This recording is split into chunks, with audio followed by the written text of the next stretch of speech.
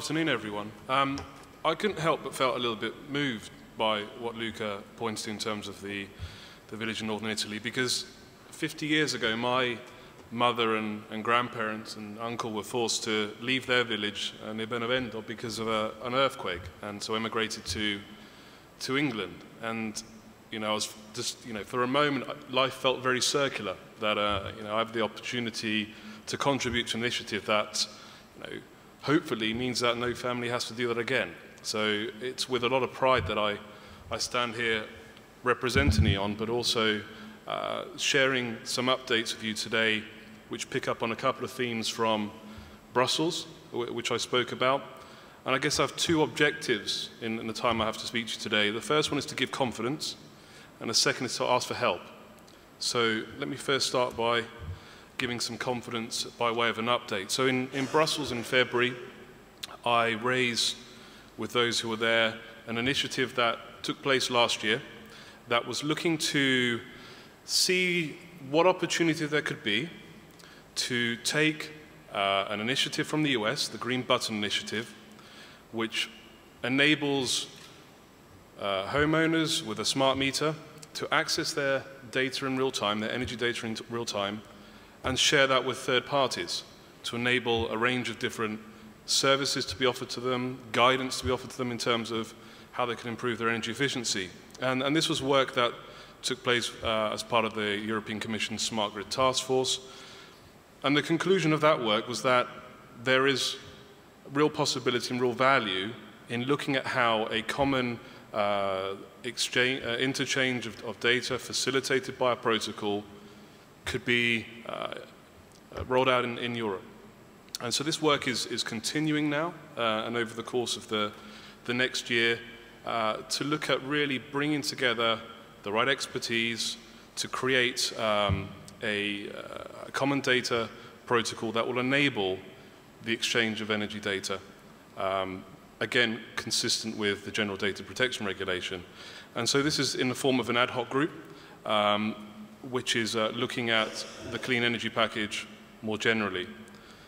But why do I want to talk about data? I think in the spirit of building on things, I just wanted to give some confidence to those of you in the room who may not be expert in the energy industry or how data flows within it, just to reference the work that has gone into really building the architecture that enables meter data to be accessed, exchanged, shared with different parties to enable the future-proofing, the smart enablement of homes. And the diagram I've got on screen here is painting a picture of this architecture, and there's two actors I just want to highlight here. Actor B in this picture is the DSO. Actor A could be a third party, a range of different potential market players. And the reason I want to highlight this is because by bringing into being a common data exchange protocol that enables data to be sourced from smart meters with the customer's permission and shared with third parties, we have a fundamental pillar to the enablement of the product that we're here to talk about and scale in the market. So work is underway, and we can rely upon that.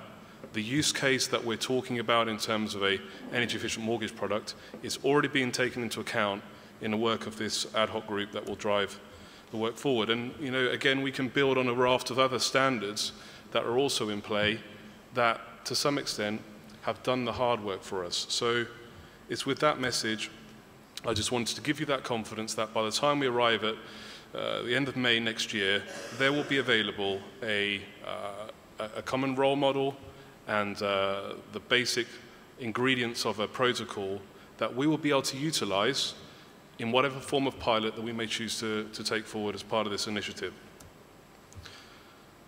But let me first of all come back to, well, I guess, what I feel is super important. I was really appreciating Luca highlighting just how many customers E.ON serve on the continent, 23 million customers.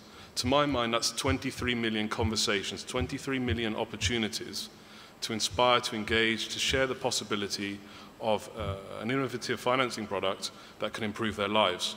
And the reason why I use the phrase improve their lives is because that is our corporate motto as E.ON. E.ON has radically transformed over the last 18 months, 2 years, and we are really putting the customer at the center of our universe. And in the same vein, it's important to put the customer at the center of this universe of an energy-efficient mortgage product.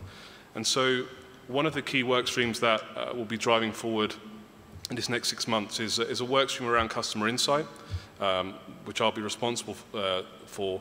And I just wanted to lift the lid on that work stream just to give you a sense of what we're trying to gather, what we're trying to achieve, and where that will place us in terms of what we can build from.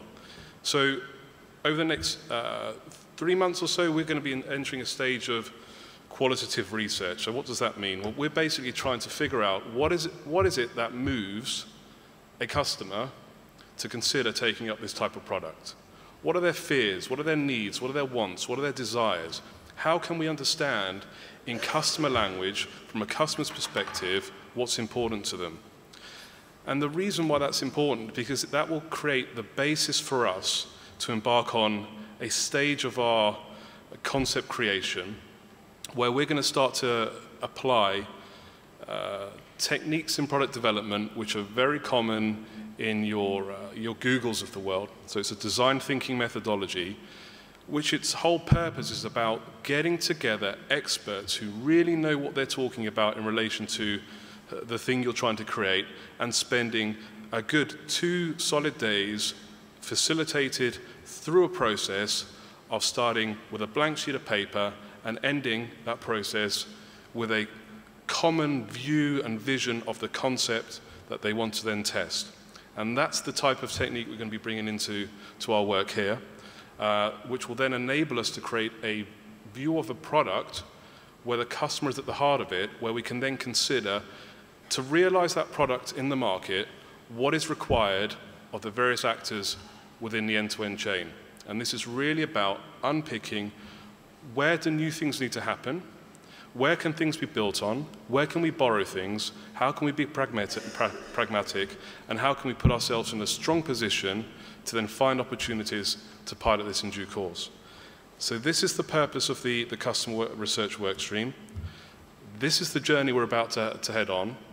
My request for help is from those of you in the audience who have colleagues within your organizations, and I'm speaking particularly here to our friends from the banks, who can furnish us with an understanding of what moves mortgage customers. Any existing insight that may be meaningful as we start to structure our work here. But secondly, where there are groups of customers, focus groups that you may run, that the market research agency that we'll be using to support our multi-region study can actually sit face to face with and ask. Because I think if we miss the customer in all of this, you know, my father's a salesman, which is no surprise I ended up in advocacy, but you know, he said to me, son, nothing happens until something is sold. And that's where I want to end my presentation, and thank you for your attention.